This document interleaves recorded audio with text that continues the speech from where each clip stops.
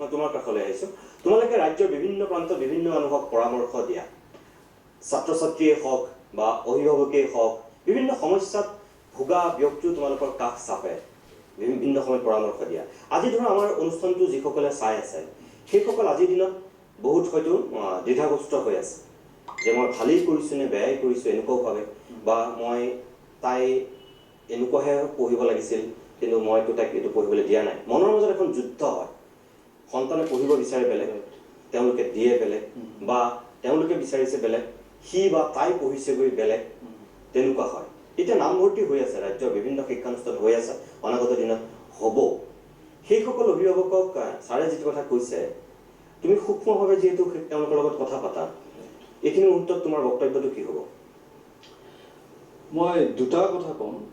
প্ৰথম কথাটো হ'ল, এটা কথা আমি বুজি পাব লাগিব যে মই আৰু মোৰ যি সন্তান আছে, ল'ৰা হওক ছোৱালী হওক, দুটা বেলেগ বেলেগ সত্তা। মই এটা সত্তা আৰু মোৰ ল'ৰা ছোৱালী এটা বেলেগ সত্তা। গতিকে যিহেতু আমি সত্তাটো বেলেগ বেলেগ, গতিকে মই কি ভাল পাওঁ, মই কি কৰি ভাল পাওঁ, কি কৰি বেয়া পাওঁ, এই গোটেই চইচবিলাক, কথাবিলাক বেলেগ বেলেগ হ'ব। গতিকে যদি আজি মই এটা সত্তা হিচাপে ধৰি লওক মই ইঞ্জিনিয়াৰিং খুব ভাল পাওঁ, কিন্তু মোৰ ল'ৰা ছোৱালী নট নেচেচাৰী যে সেই বস্তুটোৱে ভাল পাব। গতিকে জোৰকে সেই বস্তুটো কৰিবলৈ, মোৰ ল'ৰা ছোৱালীৰ ওপৰত জাপি দিবলৈ যোৱাটো এটা বহুত ডাঙৰ মাৰাত্মক ভুল এটা। ছাৰে কৈছে অলৰেডি। আৰু এই বস্তুটোৱে, এইটো এনেকুৱা এটা বস্তু, আজি মই জাপি দিলোঁ ঠিক আছে, সিহঁতে জোৰ জবৰদস্তি, সিহঁতে সৰু হৈ আছে, মই জাপি দিলোঁ, সিহঁতে কৰিব, কিন্তু ইয়াৰ যিটো ফল হ'ব সেইটো খুব ডাঙৰ মাৰাত্মক ফল এটা হ'ব, বহুত বেয়া হ'ব বস্তুটো। মই এক্সাম্পলটো দিম বাৰু, তাৰ আগতে মই ছেকেণ্ড কথাটো ক'ব বিচাৰিছোঁ।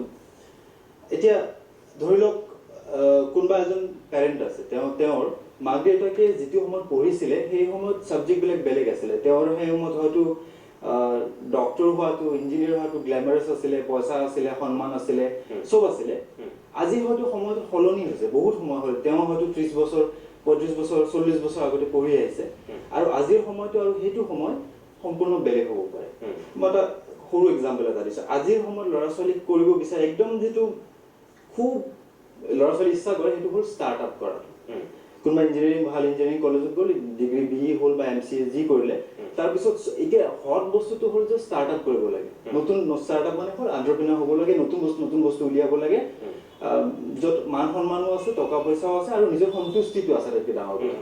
তো সেই বস্তুটো আজিকালি হ'ব পাৰে যে ল'ৰা ছোৱালী সেইটো বস্তু বিচাৰে। গতিকে সেই বস্তুটো বুজি পাব লাগিব মাক দেউতাকে যে কোনটো বস্তু আজিকালি, মোৰ সময়ত ডক্টৰ ইঞ্জিনিয়াৰ হোৱাটো খুব ডাঙৰ কথা আছিলে কাৰণে মই আজিও মোৰ ল'ৰা ছোৱালীক সেইটো কৰিবলৈ জোৰ কৰিম, সেইটো কথা নহয়। আজি কি হৈ আছে, কোনটো বস্তুৰ ওপৰত গুৰুত্ব দিয়াটো বেছি দৰকাৰী, সেই বস্তুটো বুজি পাব লাগিব। আৰু কি হ'ব যদি মই ফ'ৰ্চ কৰোঁ, কি হ'ব, মই তাৰ এক্সাম্পল এটা দিছোঁ। ধৰি লওক সাধাৰণ আমাৰ যিটো আমাৰ অসমত যিটো চিনাৰিও, সেইটো কথা কৈছোঁ। আজি ল'ৰা ছোৱালী এটা 80%, 90% যেতিয়া পাই যায়, তাক সি চায়েন্স পঢ়িব লাগিব। আগতেও আছিলে, আজিকালিও আছে, চেঞ্জ হোৱা নাই খুব এটা। বহুতৰ কাৰণে আছে। তো এতিয়া মোৰ ল'ৰা ছোৱালীয়ে 90% পালে, মই ক'লোঁ যে নাই, চায়েন্স পঢ়িব লাগিব। তাৰ হিষ্ট্ৰী পঢ়িবলৈ মন আছিলে, কিন্তু মই জোৰকৈ ক'লোঁ নহ'ব, চায়েন্সে পঢ়িব লাগিব, ডক্টৰে হ'ব লাগিব, ইঞ্জিনিয়াৰে হ'ব লাগিব। মই ইঞ্জিনিয়াৰ কৰিলোঁ। যিটো ল'ৰাই 80-90% পাইছিলে, তাকে আৰু তাৰ ইণ্টাৰেষ্ট আছিলে হয়তো সেই সময়ত, বা মই হয়তো ইণ্টাৰেষ্টটো তাক যোগাব পাৰিছিলোঁ তেতিয়া। এতিয়া তাৰ যিহেতু মই এনেকুৱা এটা ছাবজেক্টত তাক পঠিয়ালোঁ য'ত তাৰ ইণ্টাৰেষ্ট নাই, সি কৰিব, তাৰ হিষ্ট্ৰীত ইণ্টাৰেষ্ট আছিলে, মই তাক ইঞ্জিনিয়াৰিং কৰিবলৈ পঠিয়ালোঁ। তাৰ মন নবহিব, মই 1 মিনিটৰ কাৰণে সময় লৈছোঁ, আৰু পলাশ আৰু ছাৰো আছে। মই প্ৰিয় কথাটো হ'ল যে আচলতে অভিভাৱকে কিয় কৰে তাৰ এটা কাৰণ আছে। মেইন কাৰণটো হ'ল ফিয়াৰ, ভয়। তাৰমানে আমাৰ অভিভাৱকে ভাবে যে যদি মোৰ ল'ৰাটোৱে ডক্টৰ নহয় বা ইঞ্জিনিয়াৰ নহয় বা এনেকুৱা এটা নকৰে, যিটো চলি আছে, কালি সি কি কৰি খাব, পইচা সি ক'ৰ পৰা পাব। কথাটো যুক্তি আছে, মই নাই বুলি নকওঁ, মই চিধা নকওঁ যে যুক্তি নাই, কথাটো ডেফিনেটলি যুক্তি আছে। কিন্তু কথাটো এনেকৈও চাব পাৰি, এনেকুৱা হৈছে জানো যে আমাৰ ছ'চাইটিত আজি অকল ডক্টৰ বা ইঞ্জিনিয়াৰ বা তেনেকুৱা এটা প্ৰফেশ্যনেল মানুহে আছে? আমাৰতো বেলেগ বেলেগ প্ৰফেশ্যনেল মানুহ আছে, আৰু এই প্ৰত্যেকটো প্ৰফেশ্যনতে মানুহে নিজৰ জীয়াই থাকিবলৈ যিখিনি পইচা লাগে, সেইটো তেওঁলোকে আৰামছে যিকোনো এটা প্ৰফেশ্যনতে উপাৰ্জন কৰিব পাৰে। মই এটা সৰু এক্সাম্পল দিছোঁ। আপোনালোকে যিসকলে ফেচবুক বা এনেকৈ ছ'চিয়েল মিডিয়া চাই থাকে, তেওঁলোকে এটা ৰিচেণ্টলি মন কৰিছে কিজানি, বেংগলোৰত এখন অটো ড্ৰাইভাৰ, কিমান পঢ়া লিখা আছে মই নাজানো, কিন্তু অটো ড্ৰাইভাৰ এজনে কৰিছে কি, অটো ড্ৰাইভাৰে অটো চলায়, সেই অটোখনত যদি আপুনি বহে তাৰ ভিতৰত আপুনি দেখিব 5খন নিউজ পেপাৰ আছে, টেবলেট আছে, ফ্ৰী ৱাইফাই আছে, মিনাৰেল ৱাটাৰ আছে আৰু বহুত কিবা কিবি তেনেকুৱা আছে। গতিকে এতিয়া চাওক, সৰু কথা, অটো ড্ৰাইভাৰ কিনো আছে ভাবিছিলে, মানসিকতাৰ কথা। কিন্তু মানসিকতা, সেই কথাটো তেওঁ কামটো ভাল পায়, তাৰমানে তেওঁ অটোখনকো ভাল পায় আৰু যে অটো যে চলাইছে কামটো ইমানেই ভাল পায় যে তেওঁৰ চিন্তাটো হ'ল যে মই কেনেকৈ কাষ্টমাৰক, মোৰ যিখিনি ক্লায়েণ্ট বা কাষ্টমাৰক আৰু অলপ উন্নত সেৱা কেনেকৈ দিব পাৰোঁ। আৰু ছাকচেছটো সেইকাৰণে আহিছে। আজি মোৰ কথা বা ধৰক যিসকল অভিভাৱক আছে তেওঁলোকৰ কথা আজি কোনো ফেচবুকত লিখা নাই, কিন্তু সেই অটো ড্ৰাইভাৰ এজন বেংগলোৰৰ অটো ড্ৰাইভাৰ, মই আজি কিন্তু শুনিছোঁ তেওঁৰ কথা। মই বুলি নহয়, হয়তো লাখ লাখ মানুহে, গোটেই কোটি মানুহে কিজানি আজি গম পাইছে।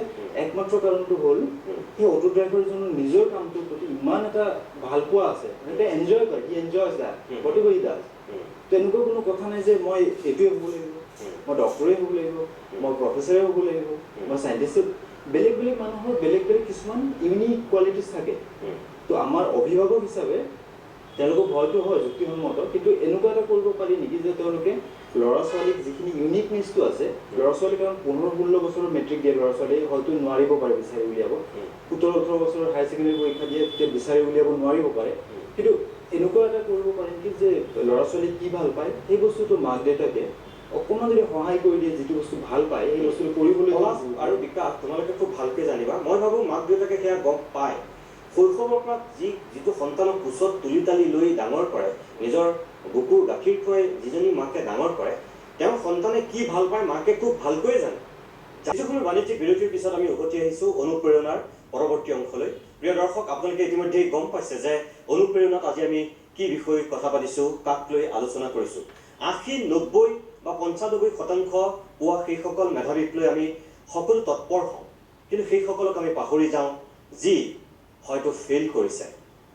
তেওঁ এই হাইস্কুল শিক্ষান্ত পৰীক্ষাই হওক বা উচ্চতৰ মাধ্যমিকেই হওক, সেই ফলাফলত তেওঁলোক উত্তীৰ্ণ হ'ব পৰা নাই, কিন্তু তেওঁলোকো মানৱ সম্পদ, আমাৰেই পুত্ৰ কন্যা, তেওঁলোকো একো এটা সন্তান। গতিকে তেওঁলোকৰ কথা আমি কিমানে ভাবোঁ, অথবা তৃতীয় বা দ্বিতীয় বিভাগ বা কোনোমতে প্ৰথম বিভাগ পোৱা সেইসকলক লৈ আমি কিমান সচেতন। কিন্তু এইখিনি মুহূৰ্তত প্ৰিয় দৰ্শক, আপোনালোকক এইটোৱে অনুৰোধ কৰিম যে সমাজ নিৰ্মাণ কৰিবৰ কাৰণে, দেশ নিৰ্মাণ কৰিবৰ কাৰণে অকল 80, 90, 95% পোৱা সেইসকল মেধাৱীকেই প্ৰয়োজন নহয়। সেই সকলোকো প্ৰয়োজন হয় যি জীৱনত বিফল হয়, আনুষ্ঠানিক শিক্ষাতহে জীৱনত বিফল নহয়। সেই সকলোৰ প্ৰয়োজন থাকে সমাজ, জাতি, দেশ নিৰ্মাণ কৰাৰ ক্ষেত্ৰত। আমি তেনেকুৱা বহু লোকৰ উদাহৰণ দিব পাৰোঁ। আইনষ্টাইনক যদি আপুনি এইখিনি মুহূৰ্তত মনত পেলায়, আইনষ্টাইন কেতিয়াও সাংঘাতিক চোকা নাছিল। মহাত্মা গান্ধী কেতিয়াও সাংঘাতিক চোকা নাছিল।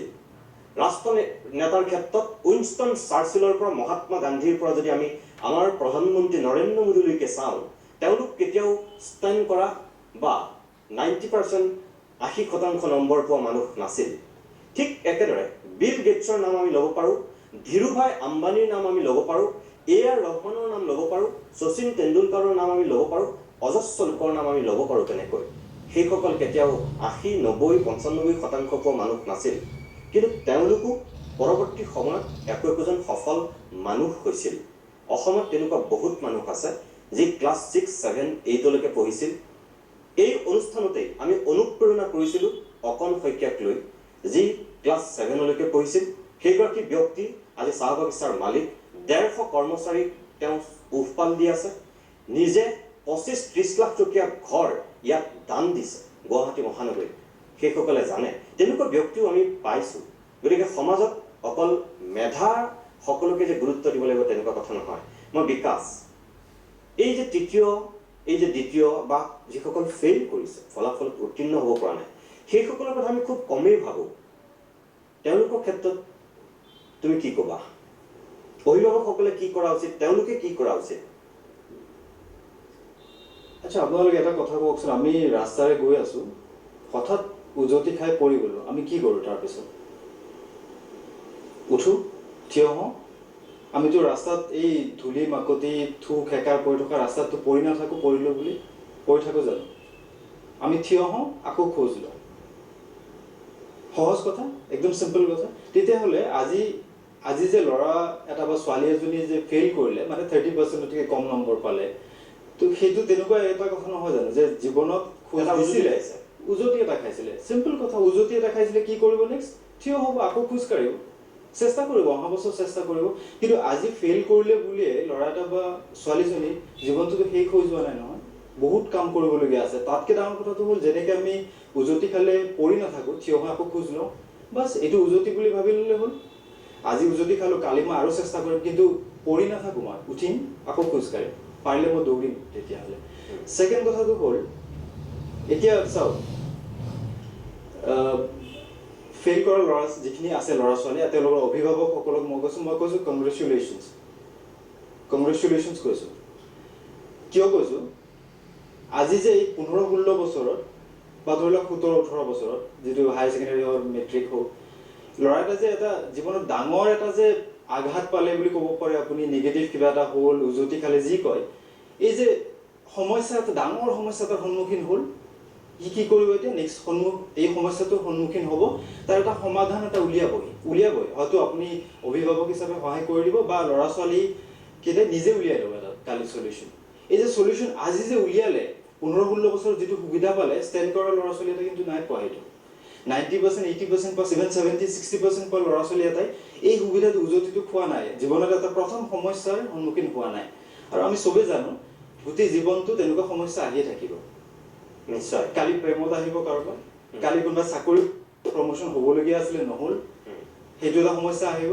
কালি মই এইটো চাকৰি পাব লাগিছিলে, নাপালোঁ, 5টা ইণ্টাৰভিউ দিলোঁ, এটাতো নাপালোঁ, পৰহি 6 নম্বৰটো দিবলৈ মনেই নাযাব। তো এইবিলাক সমস্যা গোটেই জীৱনটোত আহি থাকিব। আজি যেতিয়া মই উজতি এটা খাই সমস্যাৰ সন্মুখীন হ'লোঁ, যেতিয়া ছুইচাইড নাই কৰা দেই, মই পলোৱা নাই, মই সমস্যাৰ সন্মুখীন হ'লোঁ যে মই কৰিম, ঠিক আছে আজি মোৰ বেয়া হ'ল, মই নেক্সট ইয়াৰ মই ভাল কৰিম, সেইটো হ'ল সমস্যাৰ সন্মুখীন হোৱাটো। তো আজি যে মই হ'লোঁ, মোৰ এটা কনফিডেঞ্চ হ'ল 1 নম্বৰ কথা। 2 নম্বৰ কথা, মোৰ এটা অভ্যাস হ'ল যে এনেকুৱা প্ৰব্লেম আহিব, কালি আহিলে কিন্তু মোৰ দিগদাৰ নহয়, কিন্তু কালি যিয়ে নহওক মই জানো যে এটা চলিউশ্যন তাৰ আছে আৰু মই মুখামুখি হ'ব, মোৰ সেই সাহসটো আহি যাব। সেই বস্তুটো দৰকাৰী।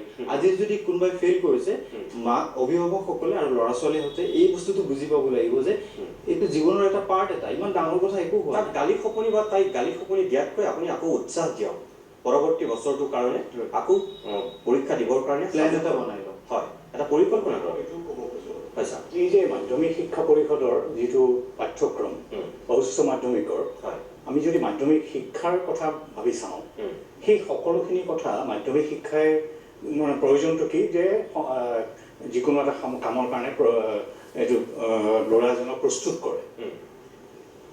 তেতিয়াহ'লে এই ল'ৰাজনক প্ৰস্তুত কৰিবৰ কাৰণে এই সকলোখিনি পাঠ্যক্ৰমৰ প্ৰয়োজন আছেনে? নিশ্চয়। এই যে গ্ৰুপ থিয়ৰীৰ নিচিনা কথা ইয়াত আছে, সেই সকলো মানুহে জনাটো উচিত, মানে প্ৰয়োজনীয় নে? এনেকুৱা ধৰণৰ প্ৰশ্নৰে মই এজন শিক্ষাৰ সৈতে জড়িত মানুহ হিচাপে সদায় মই কৈ আছোঁ যে এই মাধ্যমিক শিক্ষাৰ 2টা আচলতে পাঠ্যক্ৰম থাকিব লাগে আৰু বাছি ল'বলৈ সুবিধা দিব লাগে ছাত্ৰ ছাত্ৰীক।